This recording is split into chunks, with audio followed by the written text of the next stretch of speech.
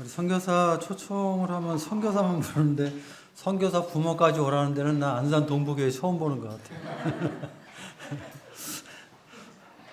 그래서 아까도 얘기했지만 식구가 많아서 저희는 좀 부담스러워서 사양하는데도 불구하고 김영재님이 그냥 오셔야 된다고 강권해서 제가 왔는데 아마 그 이유는 여러 가지가 있겠지만은 주님 앞에 제가 생각해 볼 때 안산 동부교회 성도님들을 격려하라고 부르신 게 아닌가 그런 생각이 들었습니다.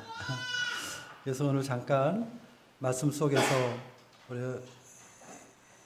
선교에 동역하는 안산 동부교회 성도님들을 좀 격려하는 좀 그런 말씀을 좀 드리고 싶습니다. 우리 잘 아는 말씀 한 구절 보도록 그렇게 하겠습니다. 마태복음 28장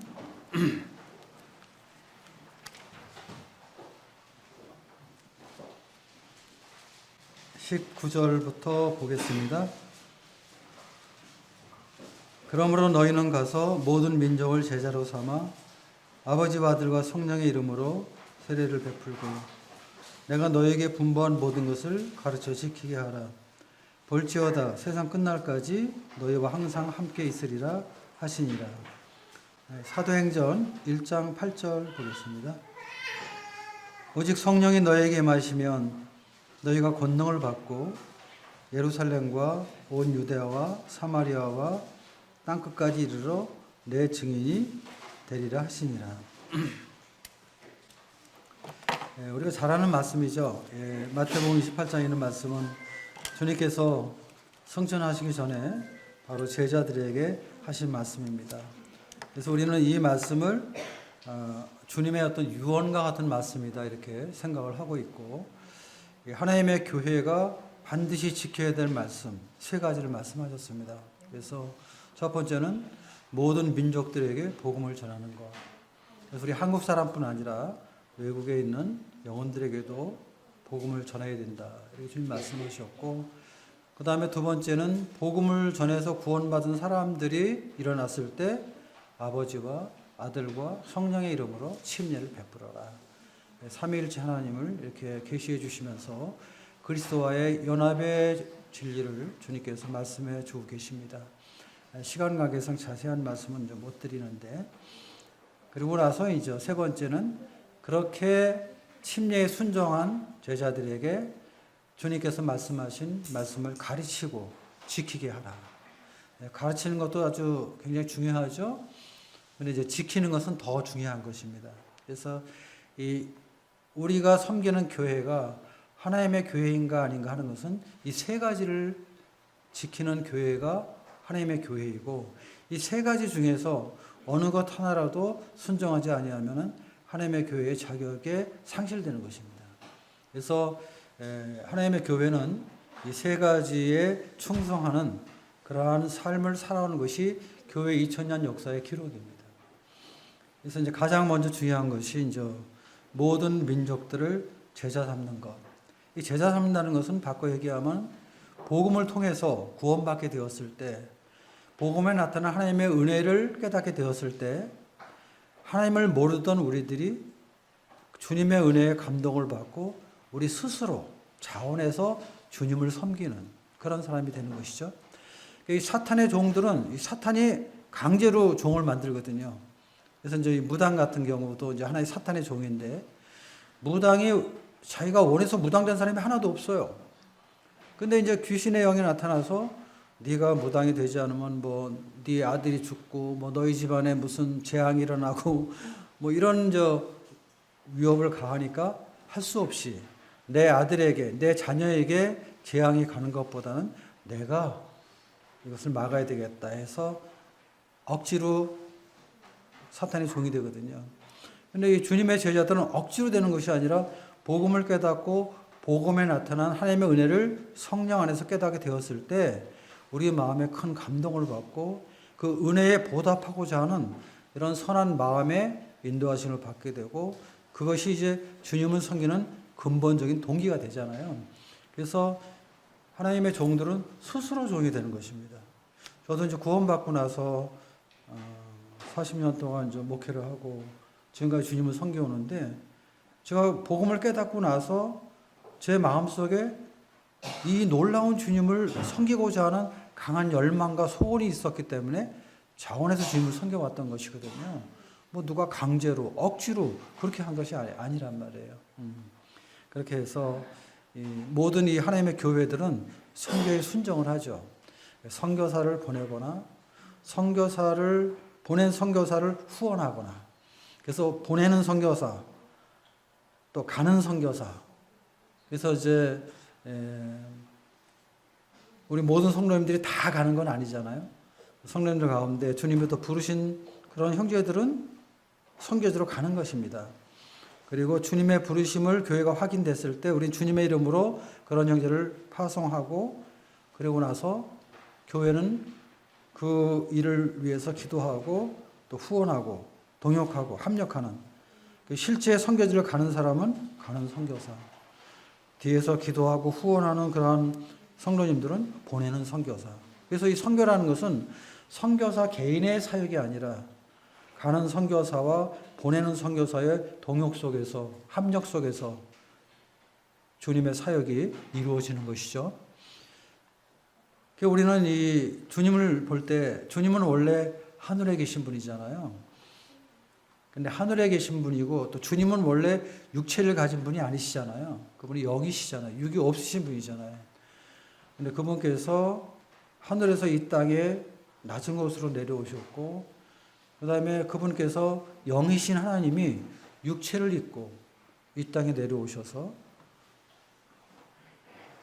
보이지 아니하는 하나님의 실체를 보여주시고, 그리고 사람들을 구원받게 하시는 이러한 놀라운 사역을 하셨는데, 그분이 예수님이시잖아요. 예수님은 하늘에서 오신 최초의 선교사입니다.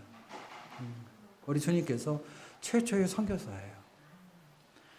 하나님이 참 육신을 입고 이 땅에 내려오셨다는 것, 하나님이 그 높고 높은 영광스러운 보좌를 버리시고 이 지극히 낮고 비천한 곳에 오셨다는 것, 이거는 우리가 사실 이해할 수 없는 거예요. 근데 참 이해할 수 없지만, 그러나 그러한 사실을 기억할 때 우리의 주님이 얼마나 놀라우신 분이신가 하는 것을 깨닫게 되고, 구원받은 우리가 그분의 은혜로 구원받다는 것이 얼마나 큰 은혜인가 하는 것을 깨닫게 될 때, 그 은혜 받은 자들이 이제 주님을 섬기게 되는 것이죠. 이것이 이제 하나님의 교회의 역사의 첫 발자국입니다.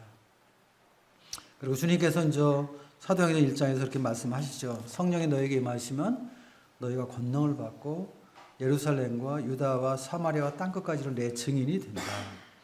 이런 말씀을 하셨는데, 우리가 이제 구원받았다는 것은 단순히 복음적인 지식을 내가 동의하고 이해하고 알아서 구원받은 것이 아니라, 복음에 나타난 하나님의 은혜를 깨닫게 되었을 때 동시에 우리 안에 어떤 강력한 하나님의 영의 인침이 있었는데, 그것이 바로 성령님이라는 거죠. 그래서 성령님께서 역사하셔서 그것을 깨닫게 하심으로 예수님을 하나님으로 또 하나님의 아들로 믿을 수 있게 되는데, 그 성령께서 우리의 삶을 인도하셔서 복음을 전하도록 하신다는 것이죠. 이제 사도행전의 역사는 성령님의 역사이고 복음의 역사이고 교회의 역사이죠. 그래서 우리가 잘 아는 대로 1장부터 10장까지는 예루살렘 교회, 최초의 교회가 예루살렘 교회잖아요. 예루살렘 교회에 대한 그러한 그 교회사입니다. 그 다음에 이제 13장부터 28장까지는 안디옥 교회, 이방 지역에 최초로 세워진 안디옥 교회, 그 교회 역사이죠. 그래서 사실 예루살렘 교회의 성도들은 주님이 바로 오신다고 말씀하셨기 때문에 자기 생애 속에 바로 금방 오실 줄 알았었어요. 예루살렘 교회는 모이기에 힘썼습니다. 그러니까 선교에 대한 관점보다는 자기들끼리 모여서 예배드리고 주님 배우고, 주님 곧 오신다고 했으니까. 근데 이제 주님의 그 선교 계획은 예루살렘에 복음이 증거되고, 그 다음에 유대와 사마리아 쪽으로 복음이 증거되고, 그 다음에 땅끝까지 복음이 증거되는 걸 주님 이미 말씀하셨거든요. 이것이 주님께서 복음을 앞으로 전하게 될 계획이었어요. 이걸 이미 교회에 주님이 말씀하신 거였는데 예루살렘 교회는 그 부분은 잘 깨달음이 약했어요. 그런데 주님이 교회 핍박을 통해서 유대교가 이제 교회를 핍박하게 되고 우리가 이제 교회 안에서 스데반이라는 형제가 최초의 순교자가 일어나게 되죠. 그러면서 교회가 핍박을 받으니까 이제 교회가 흩어지기 시작했죠. 유대로 도망가기도 하고 또 사마리아 쪽으로 피난 가기도 하고 이러면서 피난을 가면서 복음을 전하게 된 거예요. 그러면서 유대 쪽에 복음이 전해지니까 유대 지역에 여러 지역교회들이 생기게 됐고 또 사마리아 쪽으로 피한 그런 성도들에 의해서 복음이 증거되니까 사마리아 지역에 또 주님의 교회가 세워졌어요. 이거 예루살렘 교회가 계획한 건 아니었는데 주님께서 그렇게 그 환난과 그러한 그 핍박과 고난을 통해서 주님의 계획을 인도해 가신 것이죠. 그리고 그 사람들이 나중에는 이방 지역에 지금 이제 시리아인데 시리아의 안디옥까지 가서 복음을 전하게 됐죠.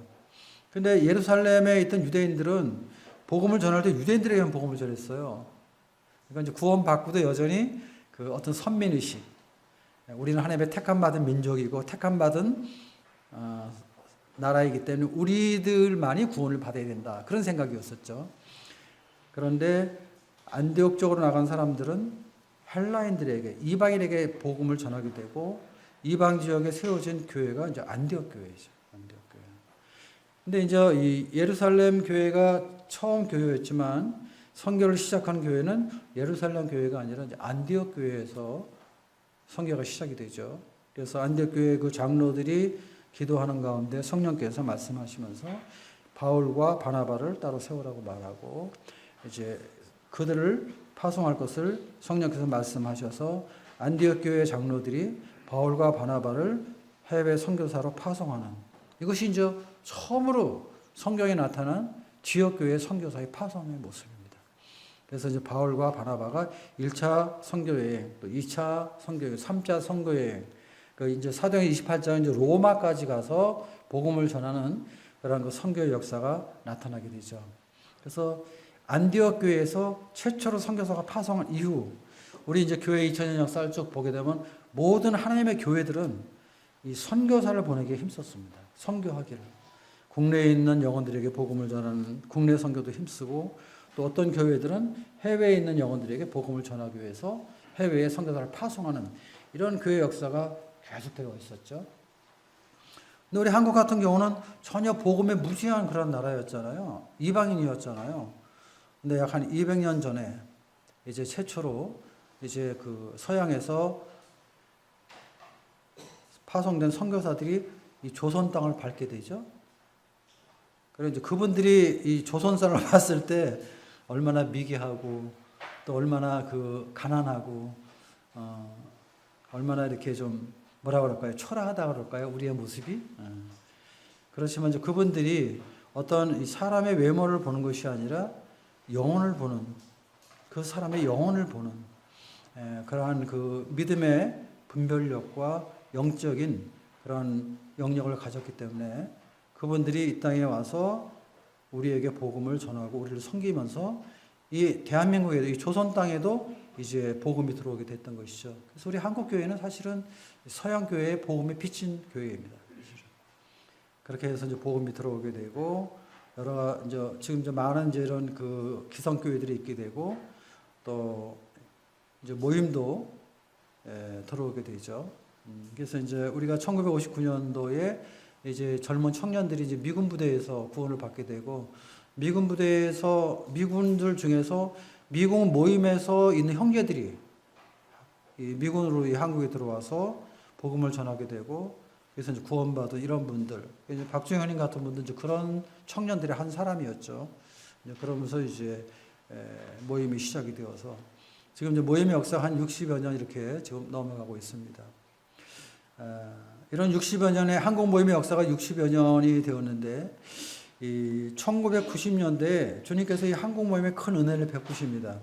그것은 뭐냐 하면은 우리 한국이 이제 1988년에 올림픽을 개최하게 되죠.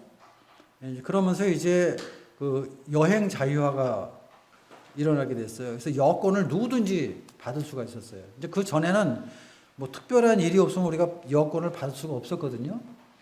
그런데 이제 88 올림픽 이후에 모든 국민들이 해외 여행할 수 있는 그런 기회가 얻어지게 되고 여권을 누구든지 관광 비자를 받을 수 있고 관광 여권을 가질 수 있었기 때문에 이제 해외에 나가면서 우리 한국 교회는 그 당시만 해도 선교는 해결해야 되는데 선교를 어떻게 하는지도 알지 못했고 그리고 우리 대원의 많은 성도들은 우리 한국에 지금 복음이 들어가지 않은 시와 군도 엄청 많은데 우리가 좀 국내가 완전히 복음화 된 다음에 해외에 나가야지 우리도 안 되는데 무슨 해외에 나가냐 또 이렇게 생각해서 관심이 없었던 그런 시대였습니다.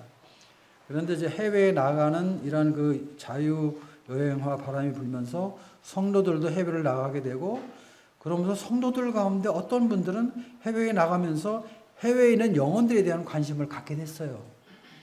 교회는 사실 관심이 없었는데 성도들 개개인이 그런 관심을 갖게 되면서 1992년에 처음으로 서울 북부교회에서 태국의 선교사가 파송되는 이런 일이 일어나게 됐습니다. 근데 교회가 기도하고 교회가 뭐 일꾼을 청 그런 게 아니었어요. 사실 교회 인도자들은 선교에 대해서 관심이 없었는데 성도들 중에 한 사람이 해외 선교에 대한 어떤 비전을 받고 주님의 인도하심을 받고 나가게 됐던 거예요. 이제 그러면서 이제 뭐 태국뿐 아니라 중국, 캄보디아, 네팔, 뭐 필리핀 이런 쪽에 이제 복음이 퍼지게 되고 이제 아시아 쪽으로 복음이 증거되게 되고 그 다음에 이제 더 나가서 이제 저쪽 뭐 어디죠?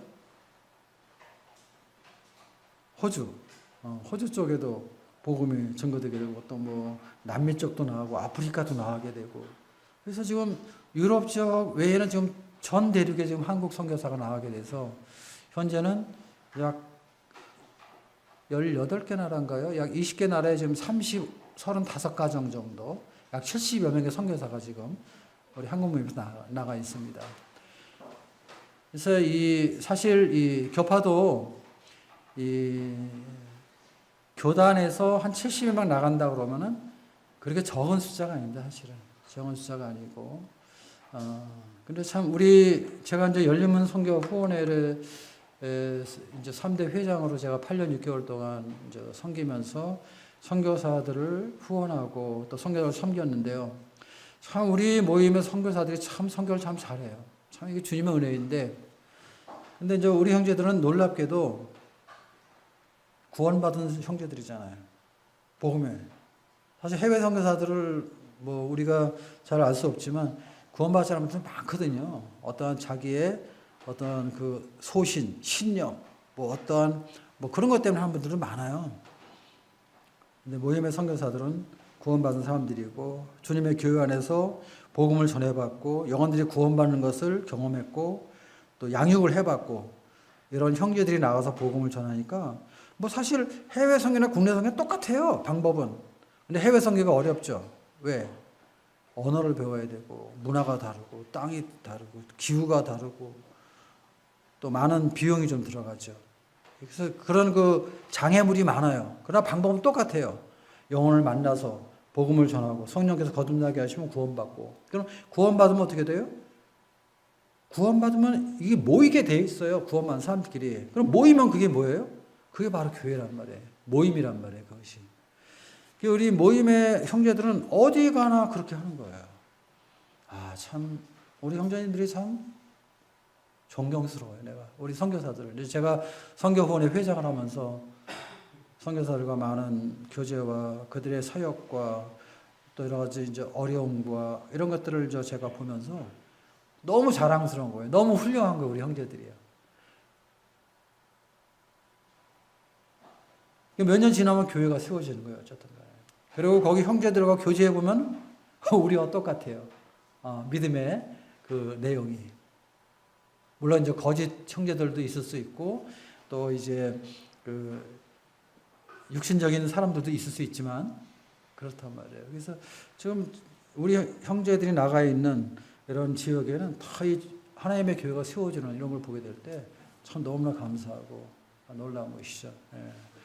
그래서 이 교회 역사가 계속 쓰여지고 있는 거죠. 사도행전 28장까지는 안디옥 교회에 나와 있지만 28장 이후에 2000년 동안의 역사에 이제 계속 사도행전이 쓰여지는 거 아니에요. 그래서 우리 이제 한국 모임이 또 그 한 페이지를 또 이렇게 기록이 되겠죠. 그리고 그 기록 속에서 또 안산 동부교회도 또 한 페이지 더 기록이 되겠죠. 제가 안산 동부교회나 우리 김철영 형제에게 항상 주님 앞에 감사함을 느끼는 것은 정말 이 선교를 후원하고 동역하는데 가장 모범적인 교회의 간증을 보이고 있다는 것입니다. 특별히 이제 김철영 형제님을 제가 잘 알아요. 우리 열린문의 그 이사로 저 오랫동안 같이 동역을 해왔고 청년 때부터 알거든요. 근데 이제 열린문 선교 후원에 같이 사역을 하면서 더 자세히 알게 됐고, 그리고 이제 남사에 있을 때 컥 형제님 그런 그 또 이 복음을 듣고 그렇기 때문에 선교사에 대한 그 사랑과 애정이 아주 큰 형제죠, 우리 철이 형제님. 그래서 복음에 항상 관심을 갖고 동역하고 정말 특별한 열심이 있어요, 우리 철이 형제님이. 그러면서 참 존경스러워요, 훌륭하고. 그리고 안산 동부교회가 참 보면은 항상 선교사가 오면은 항상 초청을 해요. 누구 가리지 않고. 저도 이제 열린문 회장할 때 저희 원당교회에서 선교사들 오면 주로 초청을 했거든요. 그래서 저희는 이렇게 자주 초청을 잘 못하니까 여러 가지 교회 형편이 있고 또 이제 장로들과 또 의논하는 가운데서 또 여러 가지 또 생각할 부분이 있고 그렇기 때문에, 그래서 이제 안 오신 분들 중심으로 계속 원나게 안 온 분들을 이제 이렇게 온 분들은 좀 나중에 오게 하고 이런 식으로 저는 했는데, 근데 이제 안산 동부교회는 무조건 그러니까 여기 자주 오는 분들은 굉장히 자주 와요. 제가 지난주에 박복준 형님 여기 오신 걸로 제가 알고 있는데, 박복준 형님 같은 경우 여기 굉장히 자주 오신 걸로 제가 알고 있어요. 근데 원당교회는 한 번 초청했거든요. 근데 참 이런 걸 보게 될 때, 안산 동부교회 우리 장로님들이나 또 안산 동부교회 성도님들이 얼마나 이 복음에 관심을 갖고 주님의 마음으로 이 말씀에 순종하고 있는가. 그렇다고 안산 동부교회가 많은 숫자가 모이는 것도 아니고 사실은. 그리고 또 안산 동부교회 형제 자매님들이 다 부자들도 아니고 사실은 그렇잖아요. 다들 그만 하시고 다들. 그런데 그래도 이분들 오실 때마다 격려해드리고 헌금해드리고. 사실 선교사들은 격려가 필요하거든요. 왜냐하면 이 선교사들이 선교지에 나가서는 전혀 격려를 받지 못해요. 항상 줘야 돼요. 항상 줘야 돼요. 근데 받는 건 없어요. 저도 선교지를 많이 다녔거든요. 제가 참 진짜 많이 다녔습니다. 주님의 은혜라고 생각되는데요. 제가 열린문 선교 후원회를 그만두고 보니 제가 다닌 나라를 생각해 보니까 제가 27개 나라를 다녔어요. 27개국 나라를. 그리고 이제 많은 그 선교지를 방문했고, 또 갈 때 저는 가능하면 제가 할 수 있는데 최대한대로 가져가서 이제 거기 분들에게 이제 드리고 그랬거든요. 근데 제가 받아본 일은 거의 없어요. 받아본 일은. 근데 제가 지금 기억에 남는 것은 네팔에 갔을 때 네팔에서 많은 물자가 갔었는데, 더군다나 거기 그때 지진이 나가지고 엄청난 물자가 갔습니다. 저희가 열린문을 통해서 그때 전달한 물질이 2억이 넘었어요.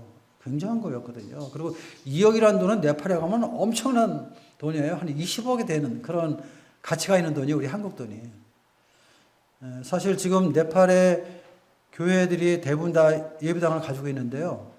그때 후원했던 그 구제 헌금을 제가 그런 제안을 했어요. 이거 무조건 나눠서 다 쓰기보다는 정말 어려운 분들 도와주고 나머지는 교회를 위해서 투자하면 어떻겠느냐. 제가 그렇게 제안을 했거든요.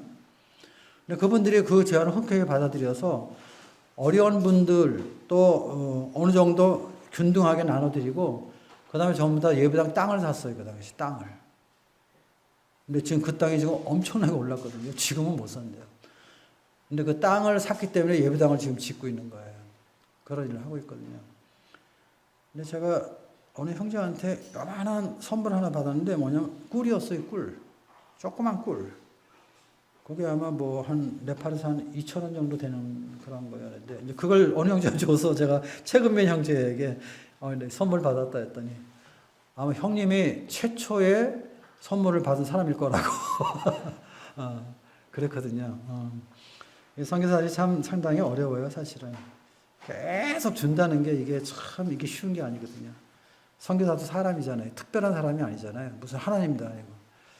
그래서 많은 격려가 필요하죠. 그래서 한국에 오면은 선교사들 한국말로 말하고 싶고, 한국 사람들 성도하고 교제하고 싶고, 한국 음식 먹고 싶고, 한국의 여러 지역교회를 방문하고 싶고, 그래서 위로하고 격려받는. 이게 굉장히 필요해요, 선교사들한테는. 해외에 나가면 한국말 쓸 기회도 없어요. 그 나라 말로 해야 돼요. 그리고 그 나라 성도들은 한국 성도가 또 달라요. 왜냐하면 거기 성도를 다 섬겨야 되잖아요, 항상. 그러니까 또 그들의 분량이 있잖아요. 모든 것을 내려놓기가 어렵죠. 근데 한국에 와서는 좀 부담이 없잖아요. 다 내려놓을 수도 있고, 교제할 수도 있고. 그래서 이제 제가 회장을 했을 때 이 목양 사역이라는 걸 했었어요. 그건 뭐냐 하면은 우리 이사 형제님들이 각 나라 담당을 하거든요. 철영 형제는 그때 뭐였지? 캄보디아 담당했나? 네. 이렇게 하면 이제 캄보디아 담당 선교사가 이제 방문하면 그 나라를 방문해서 이제 목양 선교하는 목양. 뭐냐 하면은 다른 걸 하는 게 아니라 선교사와 선교사 가족들하고 뭐 대화하고 교제하고 먹고 쉬고 뭐 그런 대화. 그 자매님들이나 형제들이 하는 얘기 다 들어주고 그리고 도움을 요청하면 해주고 이게 정말 필요하거든요. 왜냐하면 선교사들은 공급받을 데가 없는 거예요. 공급만 해줘야 되는 거예요. 공급만. 참 이게 보통 어려운 게 아니죠. 이렇게 해서 이제 일을 하기 때문에 한국에 왔을 때 정말 그 한국 성도들과 한국 교회의 그 사랑과 격려가 진짜 필요하거든요. 근데 사실은 잘 몰라요, 우리 한국에서는. 왜냐하면은 그냥 우리 한국에서 그냥 주님 섬기는 거와 똑같다고 생각을 하죠, 일반적으로. 근데 그렇지가 않아요. 그런데 이제 이 안산 동부교회는 그런 면도 잘 아시는 것 같아요. 그래서 교제해 하시고 또 이런 걸 보게 될 때 너무 감사가 되고, 저는 안산 동부교회가 주님 앞에서 이러한 사역에 대해서 큰 평가를 받을 거라고 생각합니다. 그래서 제가 우리 집사람한테 그런 얘기를 했어요. 우리 원당교회에서 내가 아마 그렇게 하면 우리 교회 성도들이 굉장히 불만을 토로할 거다. 너무 이렇게 자주 하냐, 너무 힘들다 이렇게 얘기할 거다. 그런 생각을 했는데 안산 동부는 그런 게 없다고 하더라고요. 그런가요? 어쨌든 그만큼 여러분들이 훈련됐고 연단돼 있고 또 이런 것들을 함으로 인해서 얻어지는 어떤 축복과 은혜를 깨닫기 때문에 문제가 안 되는 것이죠. 그래서 저는 주님 오실 때까지 그렇게 하시고 또 안산 동부교회 장로 형제님들이 그런 선교 사역에 힘쓸 때 성도님들이 같이 합력해 주시고 또 동역해 주시고 격려해 주시는 그럼으로 인해서 안산 동부교회가 주님 앞에 귀하게 쓰임받는 그러한 교회가 되기를 바라는 마음이 있습니다. 우리 시간 됐는데요. 저 빌립보서에 있는 말씀 한 구절 보고 마치겠습니다. 빌립보서 4장입니다. 15절부터 한번 제가 읽어보겠습니다. 빌립보 사람들아 너희도 알거니와 복음의 시초에 내가 마게도냐를 떠날 때에 주고받는 내일에 참여한 교회가 너희 외에 아무도 없었느니라. 데살로니가 있을 때에도 너희가 한 번뿐 아니라 두 번이나 나의 쓸 것을 보내었도다. 내가 선물을 구함이 아니요 오직 너희에게 유익하도록 풍성한 열매를 구함이라. 내게는 모든 것이 있고 또 풍부한지라 에바브로 디도편에 너희가 준 것을 받음으로 내가 풍족하니 이는 받으실 만한 향기로운 제물이요 하나님을 기쁘시게 한 것이라. 여기 특별히 받으실 만한 향기로운 제물이요 하나님을 기쁘시게 한 것이라. 이 사도 바울이 초기에 선교했을 때 뭐 그때 선교 초기니까 뭐 이런 것도 몰랐었잖아요. 그런데 다른 교회들은 잘 모르고 관심이 없었는데 이 빌립보 교회가 제일 먼저 사도 바울의 선교 사역에 동참한 교회입니다. 사도 바울. 그래서 여기 사도 바울은 내가 마게도냐를 떠날 때 주고받는 내일에 참여한 교회가 너희 외에 아무도 없었느니라. 다른 교회는 몰랐던 거예요, 이런 거. 근데 빌립보 교회가 가장 먼저 바울의 선교 사역에 참여했고, 그리고 한 번 끝난 게 아니라 한 번뿐만 아니라 두 번이나 아이슬 걸 보내었고, 그다음에 계속 이제 동역을 하게 된 것이죠. 그러면서 맨 마지막에 뭐라고 했냐면 이는 받으실 만한 향기로운 제물이요 하나님을 기쁘시게 한 것이라 그랬거든요. 여기 받으실 만한 향기로운 제물이라는 것은 예배와 동일한 향기를 말하는 것입니다. 예배와 동일한 향기. 그러니까 우리가 만찬 예배만 예배가 아니라 우리가 예배 때 헌금하잖아요. 그것도 예배의 한 부분이거든요. 선교 사역에 동역하는 이것도 예배의 한 부분입니다. 지금 사도 바울은 그래서 너희들이 빌립보 교회가 내가 선교할 때 나에게 필요한 것을 에바브로 디도편에 보냈는데 이것은 받으실 만한 향기로운 제물이다. 이게 어떤 물질 이런 걸로 끝나는 것이 아니라 하나님이 받으실 만한 향기라는 것이죠. 그리고 이것은 하나님을 기쁘시게 한 것이라 이렇게 말씀하고 있습니다. 그래서 우리 안산 동부교회가 주님 오실 때까지 이러한 일에 힘쓰면서 선교사를 격려하고 동역함으로 선교 사역에 귀하게 쓰임 받는 그런 교회가 되기를 주님의 이름으로 기도합니다. 감사합니다.